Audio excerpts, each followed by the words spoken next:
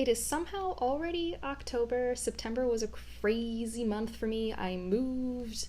That's really it. I moved, and that's just crazy within itself. But I somehow still read 9 books, and I'm really happy about it.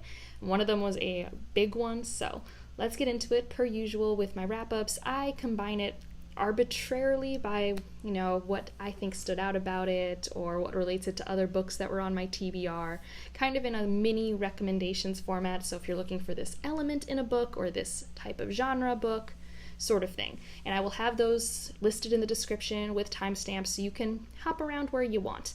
And so let's get into it. So like I said, I read 9 books, lots of sci-fi, which I didn't realize while I made this list. And so my first science fiction section, we're going to talk about space operas because it was Space Opera September, and I read a few, specifically 2. I read 2. And the first one I want to talk about is Raven Stratagem, the sequel to Nine Fox Gambit. So these are both in the Machinery's Empire, and I love them. Have a world building video for this one.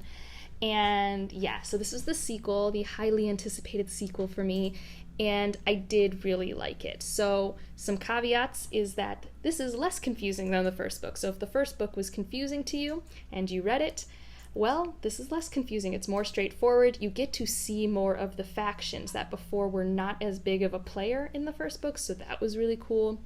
The biggest thing that I had to get used to is that some of the character dynamics in the first book were not as present here, and I have a whole new cast of characters to get used to, and they were great, so that was fine. It just took me a little bit to accept that, these are different people that get to, be my friends now, I guess, although I don't know if I'd want all of them to be my friends. But there are a lot of great characters in this, so there's amazing character work, amazing world building, a really interesting plot, kind of almost a rebellion-esque plot, sort of.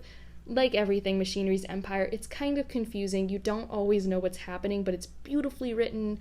And again, I say this every time, but they are such pretty covers. How can you not be excited if you like space opera when you see these covers? Like spaceships, it's so cool. And the other one I read was Binti by Nidia Corfor, and I read Binti's Sacred Flame, which is the short story associated with Binti.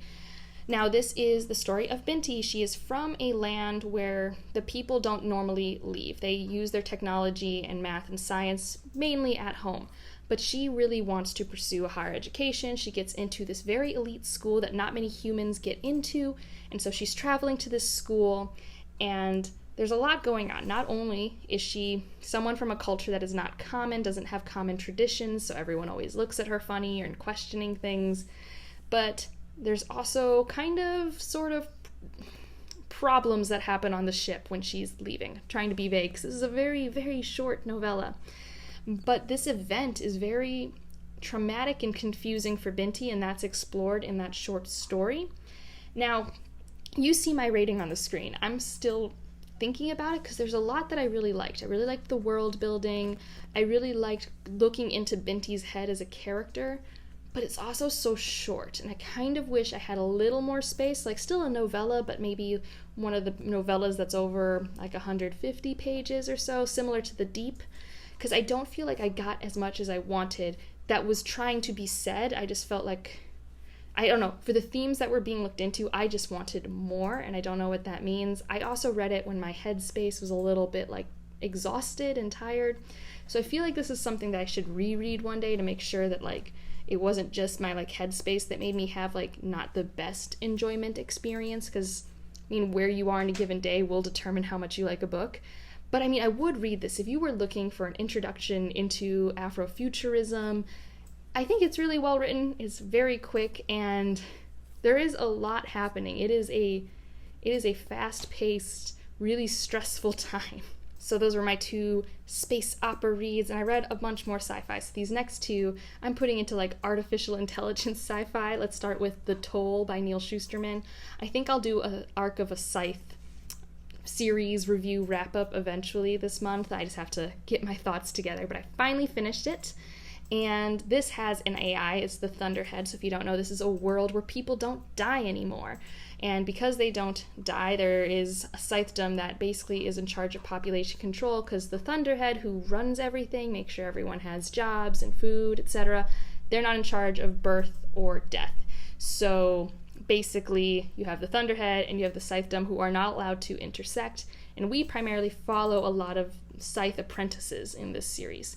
And the Thunderhead has a bigger role in the book Thunderhead and the Toll. So that's the first artificial intelligence book I'll bring up. And the second one is the second book in the Carl duology, A Beautifully Foolish Endeavor by Hank Green. So this takes place after the events of the first book. And like the first book, it's a book that knows it's a book.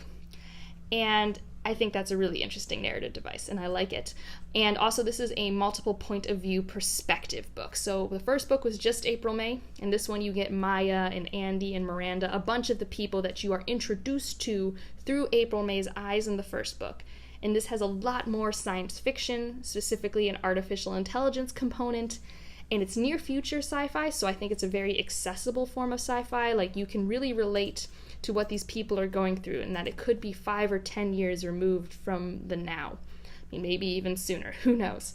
But I have a whole review on this duology if you want to know more of my thoughts, but if you liked the first book, you should definitely pick up the second book. I liked it a little less, not that much less, but I just really liked the first one a lot. And if you didn't like the first book, I do think there are ways that you could like the second one, depending on what your complaints were. And I try to address those in my review, so hopefully that's a helpful reference. If not, sorry. But those were my artificial intelligence-based science fiction of the month. And then let's talk about some fantasy. So the first one I read for the Space Sirens book club was House in the Cerulean Sea by T.J. Klune.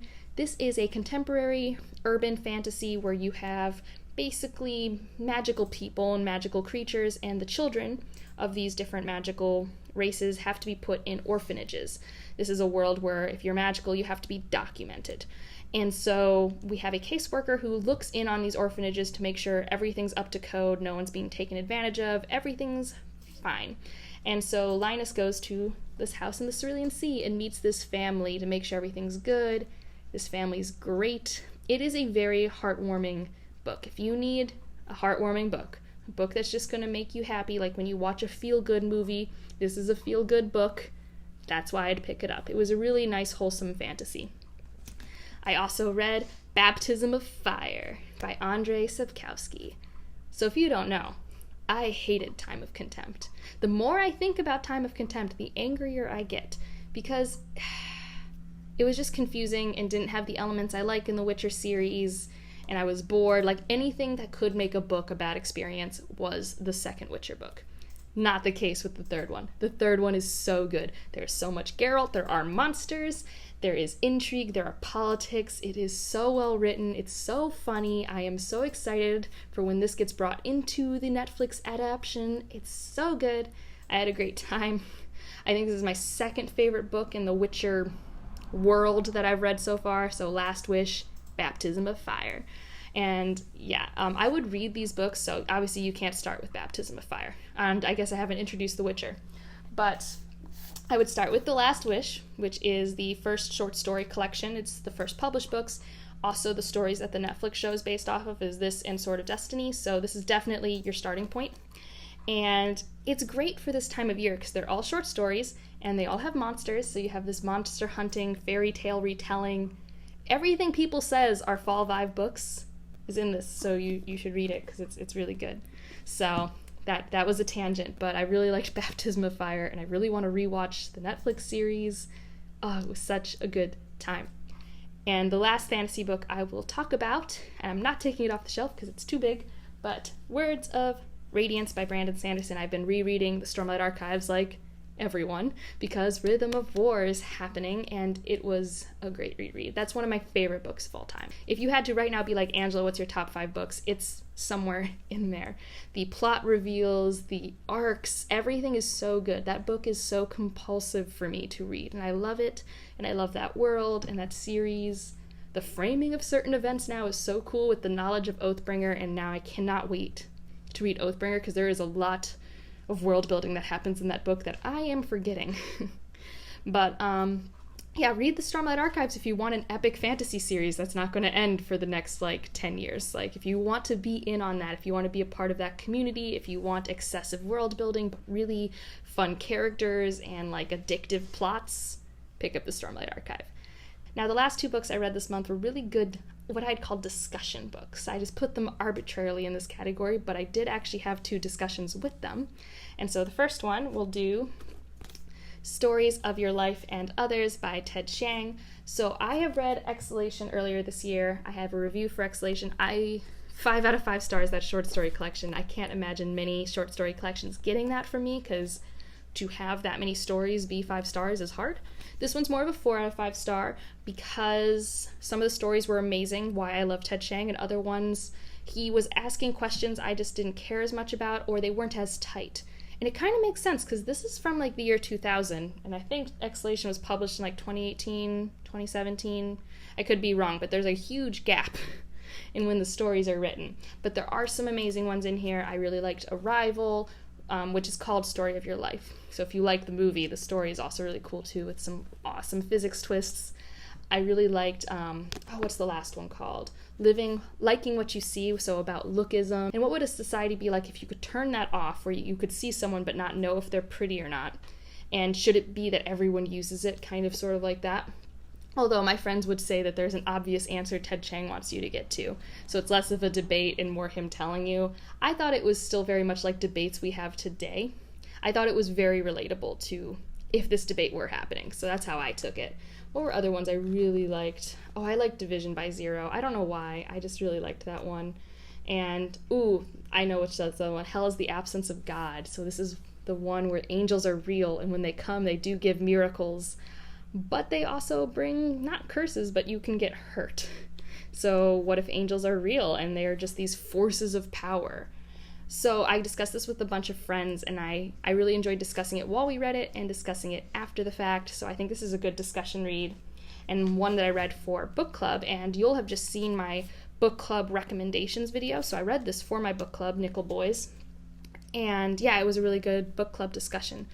You can discuss like reflecting on what this means in America, which is what we had to do, because our book club is primarily a bunch of white people, so reflecting on how these institutions are supported and happen and still happen to an extent today. This is about an institution that was in the 60s, 70s. This is a historical fiction about a boy, Elwood, who gets sent to the Nickel Boy Academy, which is a reform school, because basically Elwood was at the wrong place at the wrong time and was the wrong skin color, so he ended up here. And it's a horrible institution, and a lot of the quotes and the stories that are referenced in here are from primary sources. So it's not a nonfiction, but it's heavily researched, and it is a short book, but a hard book to read, but great for discussion. So that's what I would also put that as. So those were the 9 books I read this month. It was a good month. I mean, if you haven't noticed, most of these are 4-star reads. It's also making me question if I should change my ratings maybe, or figure out what is a real 3-star. I don't know. I just really do think a lot of these were great, not amazing. Some were more good, right? So in the comments down below, let me know what was your favorite book that you read in September, what you're most looking forward to read in October. It's reading season. I know if you're like me and live somewhere where it's getting colder, blankets are the best right now. So otherwise, if you liked it, subscribe if you want to, and I will see you in the next one. Bye.